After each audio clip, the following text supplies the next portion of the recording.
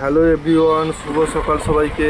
আপনাদের অনেকেরই রিকোয়ারমেন্ট ছিল যে দাদা স্ট্যান্ড ফ্যানের কয়েল চেঞ্জ করব কিভাবে, একদম A to Z ফিটিংস। তো আপনারা প্রথমে নতুন কয়েল নিয়ে আসবেন, তারপরে ফিটিং করে নেবেন। এরপরে আর যে এই যে শ্যাফটটি রয়েছে এটি কিন্তু রাস্ট পড়ে গেছে, এটি কিন্তু এভাবে খুলে নেবে। খুলে নেওয়ার পরে কিন্তু আপনারা একটা নতুন শ্যাফট নেবেন এবং যেভাবে ফিটিংস করা ছিল ঠিক ওইভাবেই কিন্তু এর ভেতরে ফিটিংস করে দেবে, ঠিক আমার মতন। এরপরে কিন্তু আপনারা চলে আসবেন। এটা কিন্তু রেগুলেটরটাও একদম পুড়ে গিয়েছে, ক্যাপাসিটারও পুড়ে গিয়েছে। আপনারা কিন্তু রেগুলেটরটা প্রথমে ফিট করে নেবেন। ফিট করে নেওয়ার পরে দেখতে কিন্তু একদম এই রকম লাগবে। এরপরে কিন্তু আপনারা ফিটিংস করবেন ফ্যানটা। তো তার আগে কিন্তু আপনাদের হালকা করে এরকম কিন্তু মোবিল লাগিয়ে দিতে হবে বুশে, যাতে কিন্তু ফ্যানটি একদম ইজিলি ঘুরতে পারে। কারণ ফ্যানে বুশে যদি মোবিল না লাগানো হয় তাহলে কিন্তু ইজিলি ঘুরবে না। এরপরে কিন্তু আস্তে আস্তে ধৈর্যের সাথে কিন্তু আপনারা এই আর্মেচারটাকে কিন্তু একদম কয়েলের ভেতরে ঢুকিয়ে দেবে। আবারও কিন্তু এপাশে স্যাবে কিন্তু মোবিল লাগাতে হবে, কারণ যাতে করে ভালো করে মোবিল লাগে এবং ইজিলি এটি কিন্তু ঘুরতে পারে। আমার মতন করে কিন্তু আপনারা এইভাবে একটা দড়ির সাহায্যে কিন্তু ভালো করে মোবিল লাগিয়ে নেবেন, তারপরে কিন্তু এইভাবে ফিটিংস করে দেবেন আপনারা।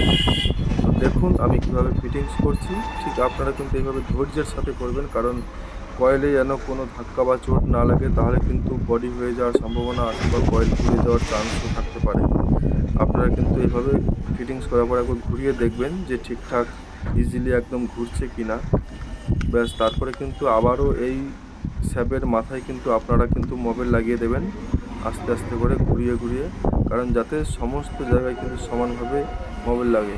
তবে লক্ষ্য রাখবেন এদিকে যে খুব বেশি মোবিল যেন না লাগে, জাস্ট হালকা করে কিন্তু মোবিল একটা লাগিয়ে দেবেন, যাতে কিন্তু কয়েলে কোনো মাত্র মোবিল না যায়। তারপরে কিন্তু পেছনের ঢাকনাটাও যে বুশটা রয়েছে এখানে কিন্তু একইভাবে মোবিল লাগিয়ে নেবেন। তারপরে কিন্তু আপনারা যথারীতি এটাকে ফিট করে নেবেন খুব সাবধানতার সঙ্গে। আমি কিন্তু ফিট করে নিয়েছি। এখানে ক্যাপাসিটার নিয়েছি 4 mAh ক্যাপাসিটার, যেহেতু একটি স্ট্যান্ড ফ্যান। আর এখানে লক্ষ্য রাখতে হবে এই যে দুটি যে লাল তার রয়েছে, এই দুটি তার কিন্তু ক্যাপাসিটার তার। এই দুটি তারে কিন্তু মূলত ক্যাপাসিটার লাইন করা হবে। আর আমিও কিন্তু দুটি তারে ক্যাপাসিটার লাইন করে দিচ্ছি। অপোজিট যে 3টে তার রয়েছে, ওই 3টে তার কিন্তু আপনি যে রেগুলেটরটা লাগিয়েছেন ওই রেগুলেটরে কিন্তু লাইন যাবে। এখানে কিন্তু একটি লাইন রয়েছে আর 3টি কিন্তু রেগুলেটর লাইন রয়েছে। তো দেখো আমি কিন্তু আস্তে আস্তে করে কিন্তু রেগুলেটর লাইনগুলো ফিট করে নিচ্ছি। আপনারা কিন্তু খুব সাবধানতার সাথে কিন্তু এই তারগুলি ফিট করবেন, কারণ লক্ষ্য রাখতে হবে যে একটি তারের সঙ্গে একটি তার কোনো রকমভাবে যেন অ্যাডজাস্ট না হয়ে যায়, তাহলে কিন্তু ফায়ারিং হবে এবং এটি কিন্তু পুড়ে যাওয়ার সম্ভাবনা থাকবে।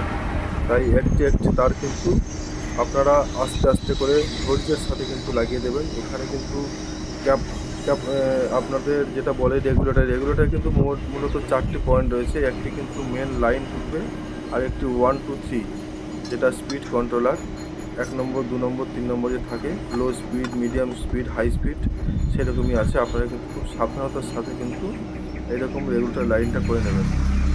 এরপরে কিন্তু ঢুকবে মেন লাইনের তার। এই যে মেন লাইনের তার দেখতে পাচ্ছেন, এই মেন লাইনের তারটা কিন্তু আপনার ঢুকবে ওখানে, মানে এই যে লাইন আছে যেটা, এখানে কিন্তু ঢুকবে একটা লাইন, আর একটি লাইন কিন্তু ক্যাপাসিটারে যাবে। এই ক্যাপাসিটারটা যখন লাগাবেন আপনারা একবার চেক করে নেবেন যে উল্টো ঘুরছে না সোজা ঘুরছে। যদি উল্টো ঘোরে তাহলে ক্যাপাসিটারের যে প্রান্তে আপনি আরেকটি নিউট্রাল লাইন লাগিয়েছেন ঠিক তার অপোজিট প্রান্তে কিন্তু আবার কিন্তু আপনি ওই তারটা খুলে লাগাবেন, তাহলে দেখবেন যে সোজা ঘুরছে। এটা কিন্তু আপনাদের একটু চেক করে নিতে হবে, না হলে কিন্তু আপনারা বুঝতেই পারবেন না। আর এখানে কিন্তু দেখুন ক্যাপাসিটার একটা কিন্তু আমি অলরেডি লাইন জুড়ে দিচ্ছি। এরপরে কিন্তু লাইন দিয়ে চেক করব, তবে চেক করার আগে কিন্তু অবশ্যই এটিকে ব্ল্যাক টেপ দিয়ে আপনারা টেপিং করে নেবেন, কারণ ফ্যান চলুক নাই চলুক, ফ্যান যাই হোক না কেন, নিজের সেফটি কিন্তু ফার্স্ট। আগে নিজেরা সেফটি থাকবেন, সেফটি অনুযায়ী কাজ করবেন, তারপরে ফ্যান চালাবেন। কারণ ফ্যান একবার গেলে দুবার আসবে, কিন্তু আপনার জীবন কিন্তু একবার গেলে দুবার পাওয়া যাবে না। এইভাবে ভালো করে টেপিং করার পরে কিন্তু আপনারা লাইন দিয়ে চেক করবেন যে মোটরটা ঠিকঠাক ঘুরছে কি না। এবারে কিন্তু আমি লাইন দেব, লাইন দেওয়া দেখব যে ফ্যানটা ঠিকঠাক চলছে কি না। তো আমি প্রথমে রেগুলেটর অন করে দিলাম, এবারে কিন্তু আমি লাইন দেব। দেখুন ফ্যানটি কিন্তু একদম স্মুথলি ভালোভাবে ঘুরছে। এবারে চেক করে নেব যে কোনো বডি হচ্ছে কি না। আমি হাত দিয়েও চেক করে নিচ্ছি যে কোনো রকম কোনো বডি হচ্ছে না, তাহলে কিন্তু একদম কিন্তু কারেক্ট মোটরটা ফিটিং হয়েছে।